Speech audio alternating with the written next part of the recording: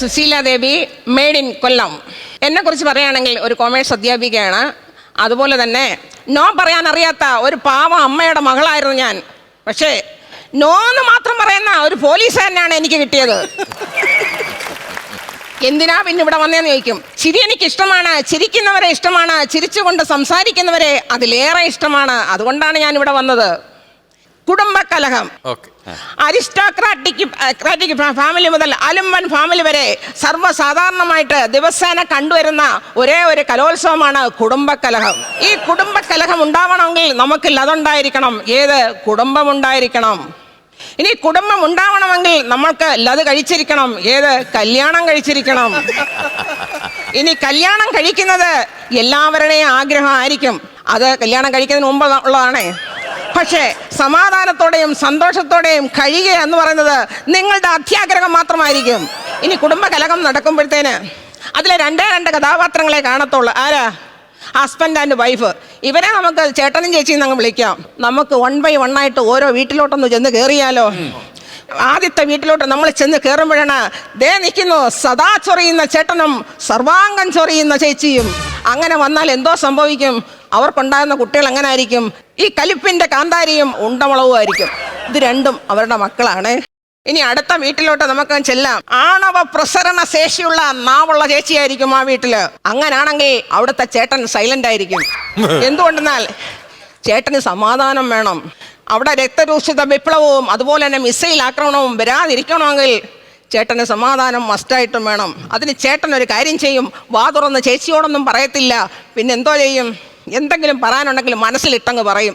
സ്വന്തം ഭാര്യ അങ്ങോട്ട് മനസ്സിൽ ധ്യാനിച്ച് ഈ ലോകത്തുള്ള സകലമാന തെറികളും എല്ലാം കൂടെ എടുത്ത് തൈര് കടയുന്ന പോലെ അങ്ങോട്ട് കടഞ്ഞിട്ട് അതിൽ നിന്ന് നെയ്യ് ഊറ്റിയെടുത്ത് സ്വന്തം ഭാര്യയോട് പറയും, ഡേ പൊന്നൂസേ, ഡേ മോളൂസേ, നീ എന്തിനാണ് ഇങ്ങനെ കിടന്ന് കഷ്ടപ്പെടുന്നത്? നമുക്ക് വൈകുന്നേരം ആകുമ്പോഴത്തേന് ബീച്ചിലൊക്കെ പോയി ഒന്ന് കറങ്ങി കാറ്റൊക്കെ കൊണ്ട് വെളിയിൽ നിന്ന് ആഹാരം കഴിച്ചിട്ടൊക്കെ വരാമെന്ന്.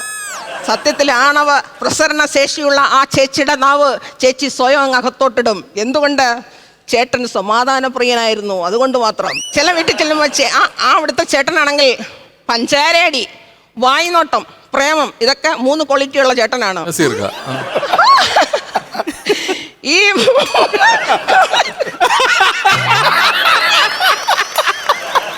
ഇഷ്ടപ്പെട്ടു ചേച്ചി. ഈ 3 ക്വാളിറ്റിയുള്ള ഈ ചേട്ടൻ ഉണ്ടെങ്കിൽ വീട്ടിൽ വാതുറക്കത്തില്ല.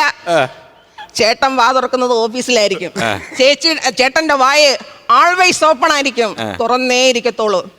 ഈ വൈകുന്നേരം വരുമ്പോഴത്തേന് ചാർജ് എല്ലാം തീർന്നിട്ടാണ് ചേട്ടൻ കയറി വരുന്നത്. എല്ലാവരെയും അങ്ങനെ പറഞ്ഞുകൂടാ കേട്ടോ. ചേട്ടനിലും ഉണ്ട് ചേച്ചിയിലും ഉണ്ട്. എല്ലാം ഞാൻ പറഞ്ഞിട്ടുണ്ടേ. എന്നെ ആരും പൊങ്കാലിടാൻ വന്നേക്കുന്നത്. ചില വീടുകളിലാണെങ്കിലുണ്ടല്ലേ ഈ ചേട്ടന്മാരുണ്ടല്ലേ ഓഫീസ് വിട്ട കറക്റ്റ് സമയത്തൊന്നും വീട്ടിൽ വന്ന് കയറത്തില്ലെന്ന്.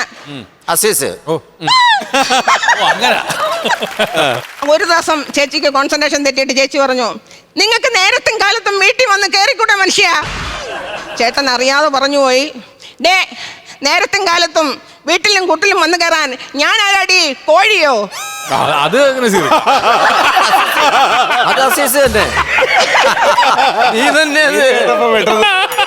അവസാനം ചേച്ചി പറഞ്ഞ എന്താണ്?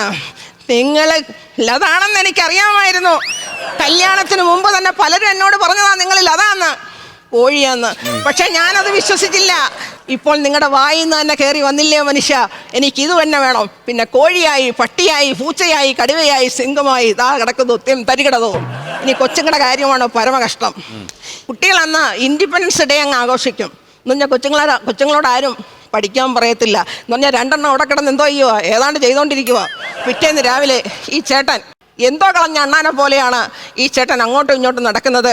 പിന്നെ ചേച്ചിയുടെ കാര്യമോ, ചേച്ചി ഈ കടാരമുള്ളു കാലിൽ കൊണ്ട ശകുന്തളെ പോലെ അങ്ങോട്ടും ഇങ്ങോട്ടും നടക്കുകയാണ്. ചേച്ചി ഇടയ്ക്ക് നോക്കുന്നുണ്ട് ചേട്ടനെ, ചേട്ടൻ നോക്കത്തില്ല. ചേട്ടൻ ഇടയ്ക്ക് നോക്കുന്നുണ്ട് ചേച്ചിയെ, നോക്കത്തില്ല. അങ്ങോട്ടും നോക്കത്തില്ല. കൊച്ചുങ്ങളാണെങ്കിൽ കഴിഞ്ഞ ദിവസം ഇൻഡിപെൻഡൻസ് ഡേ അവർ ആഘോഷിച്ചല്ലോ. അതിൻ്റെ റിലാക്സേഷനിൽ അവരെന്തോ എന്നറിയാമോ, അവരങ്ങ് സ്കൂളിലോട്ട് പോയി. ഈ തള്ളയ്ക്കും തന്നയ്ക്കും ഭ്രാന്ത, എന്താ വേണേലും നടത്തിക്കോട്ടെ. ഇവർ സ്ഥിരം കാണുന്ന പരിപാടിയാണല്ലോ. തിരിച്ചിവർ സ്കൂളിൽ നിന്ന് വീട്ടിലോട്ട് വരുമ്പോഴാണ് ദേ നിൽക്കുന്നു 2 ഒരുങ്ങിക്കെട്ടി. ആരാ? അച്ഛനും അമ്മച്ചിയും കൂടെ. പേരൻസ് ഒരുങ്ങി കെട്ടി നിൽക്കുക. എന്നിട്ട് പറഞ്ഞു, വാ മക്കളെ, നമുക്ക് ഇന്ന് സിനിമയ്ക്ക് അങ്ങ് പോകാമെന്ന്. എന്തുവാണ് നടക്കുന്നത്? ഈ കുടുംബ വഴക്കെന്ന് പറഞ്ഞത് ഇങ്ങനൊക്കെ തന്നെയാണ്. ഒരു ദിവസം നമുക്ക് കുടുംബ വഴക്കുണ്ടെങ്കിൽ തീർച്ചയായിട്ടും 2 or 3 ദിവസം എന്തോ ഒരു ഹാപ്പിനെസ് ആണെന്നറിയാമോ. ഇടയ്ക്കൊക്കെ കുടുംബ വഴക്ക് വേണമെന്നാണ് ഞാൻ പറയുന്നത്. അങ്ങനെ ഉണ്ടെങ്കിൽ മാത്രമേ എന്ത് കയറി വരത്തുള്ളൂ? സന്തോഷം കയറി വരത്തുള്ളൂ. പിന്നെ വേറൊരു കാര്യമുണ്ട്, പിന്നെ വേറൊരു പാട്ടുണ്ടല്ലോ, മാംഗല്യം തന്തുനാനേന ജീവിതം പിന്നെ തുന്തനാനേന. അത്രയൊക്കെ ഉള്ളൂ.